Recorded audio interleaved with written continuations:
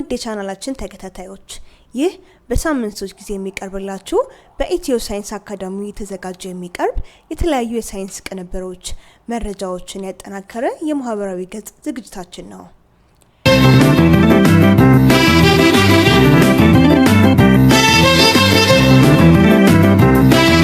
ኢትዮ ሳይንስ አካዳሚ በሀገር ውስጥ እንዲሁም ከሀገር ውጪ ባሉ የረጅም ዓመት የማስተማር እና የማማከር ልምድ ያላቸውን ምሁራንን ያካተተ በዋነኝነት ትምህርታቸውን ወደ ውጭ ሀገር ሄደው መማር ለሚፈልጉ ወጣቶች የቅድመ መረጃ ዝግጅት እንዲያደርጉ አስፈላጊ ምክርና እገዛ እንደሚሰጥ ስናሳውቃችሁ በታላቅ ደስታ ነው።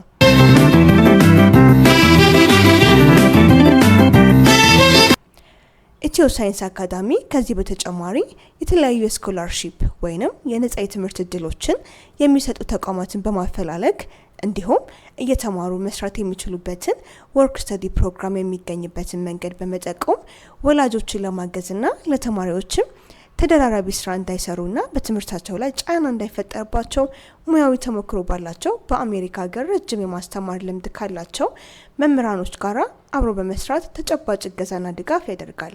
ለበለጠ መረጃ በድህረ ገጻችን www.scienceacademy.com ላይ በመግባት ቀጠሮ በመያዝ ሙያዊ እገዛችንን ማግኘት ይችላሉ። እስከ ፕሮግራማችን ፍጻሜ ድረስ አብራችሁ እንድትሆኑ የጠየቅን ከዚች የመሸጋገሪያ ሙዚቃ በኋላ ወደ ፕሮግራማችን እናመራለን።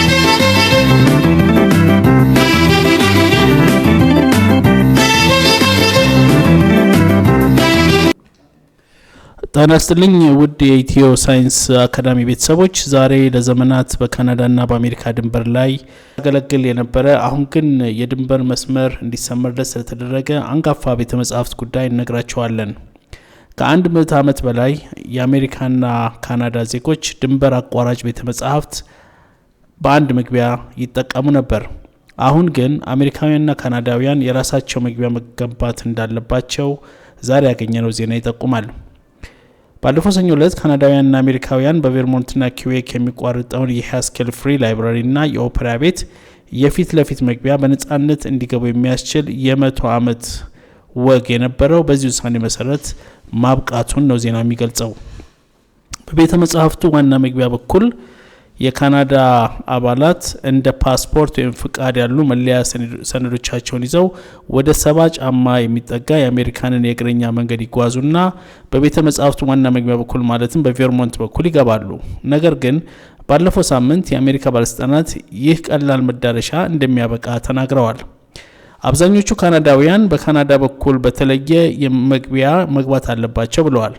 አንዳንዶች ይህን ጉዳይ ከትራምፕ አዲሱ የኢሚግሬሽን ፖሊሲ ጋር ሲያያይዙት እያስተዋልን ነው። ይህ መግቢያ ለ104 ዓመታት ተግባራዊ ሆኗል።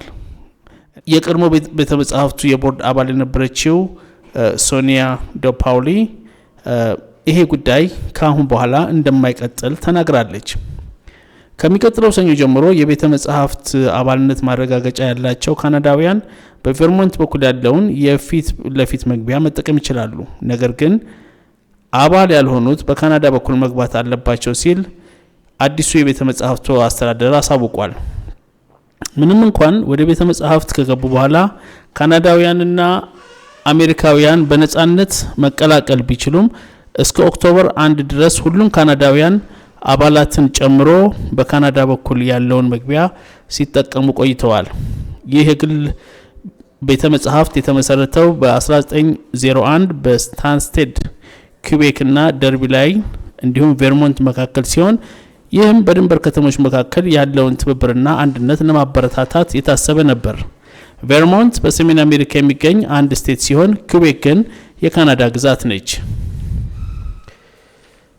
ዴፓውሊ እንደሚሉት የአሜሪካ መንግስት ካናዳውያን እንደ አሜሪካውያን በተመሳሳይ በር እንዳይገቡ የተወሰነው ውሳኔ በማህበረሰቡ ዘንድ ጥሩ ስሜትን አልፈጠረም። በተያያዘ ዜና የአሜሪካን የደህንነት ቢሮ መምሪያ ቃል አቀባይ ለሮይተርስ እንደተናገሩት የአሜሪካ ውሳኔ ለአደንዛዥ እጽ ዝውውር ምላሽ ነው ይላሉ። የአደንዛዥ እጽ አዘዋዋሪዎችና ኮንትሮባንድ አጓጓዦች ካናዳውያን በጉምሩክ ሳያልፉ የአሜሪካን መግቢያ መጠቀም እንደሚችሉ አጋጣሚውን እየተጠቀሙበት ነው። እንዲህ አይነቱን የወንጀል አሰራር ለማቆም አሜሪካንና አሜሪካውያንን እየጠበቅን ነው ሲል የደህንነት ቢሮው ይገልጻል።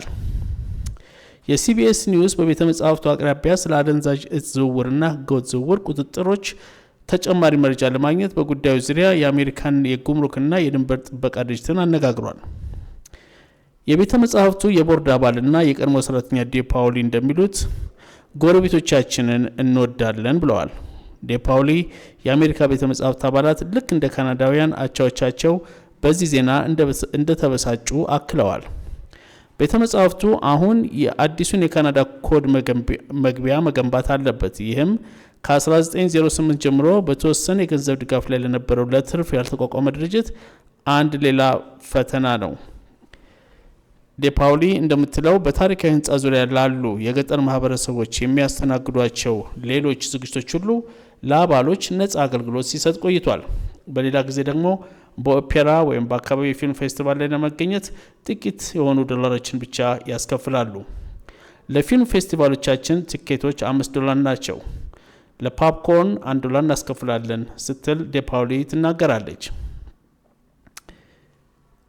የካናዳን መግቢያ ለመገንባት በሀስኬል የመንቀሳቀስ ቦታዎች የተቀነሰበት የመኪና ማቆሚያ ቦታ መፍጠር፣ የመንቀሳቀስ መወጣጫ መንገዶችንና መግቢያዎችን መቀነስ እና ወደ ተቋሙ ሌላ ተገቢ የሆኑ ህንፃ መገንባት አለበት። ቤተ መጻሕፍቱ አዲሱን መምሪያ ያከብራል። ነገር ግን በወጣው መግለጫ ላይ ታሪክ በአንድ ወቅት የገነባውን ድንበር እየከፋፈለ መሆኑን ያሳዝነናል፣ ይህንንም አንፈቅድም ብለዋል። አድማጮቻችን፣ ለዛሬው ዝግጅታችን በዚህ ይጠናቀቃል። በኢትዮ ሳይንስ አካዳሚ የሚወጡ አዳዲስ መረጃዎችን ለማግኘት ቻናላችንን ሰብስክራይብ ማድረግ አይዘንጉ። የትምህርት ምክር፣ የስኮላርሺፕ እድሎችና የወርክ ስተዲ ፕሮግራምን በተመለከተ እገዛ ቢያስፈልገው ድረገጾቻችንን ይጎብኙ ወይንም ከዚህ ቀጥሎ በምናስቀምጥለው አድራሻ ያገኙን። አስተያየቶን፣ ሀሳቦንና እንዲሁም ጥያቄውን ለማስተናገድ ሁሌም ዝግጁ ነን።